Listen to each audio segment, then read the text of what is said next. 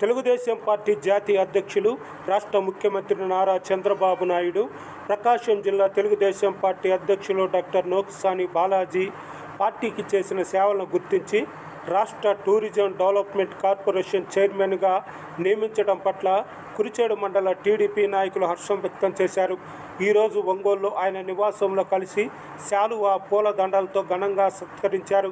కార్యక్రమంలో మాజీ మండల పార్టీ అధ్యక్షులు మొగల్ మస్తాన్ వలి, జిల్లా పార్టీ ప్రధాన కార్యదర్శి గడ్డం బాలయ్య, మండల పార్టీ ప్రధాన కార్యదర్శి గంధం గురునాథం, నీటి సంఘం మాజీ అధ్యక్షులు గొట్టపాటి వెంకటేశ్వర్లు, కొమతం నాగిరెడ్డి, దాసరి ఏడుకొండలు, బొరిగొర్ల బాలయ్య తదితరులు ఉన్నారు.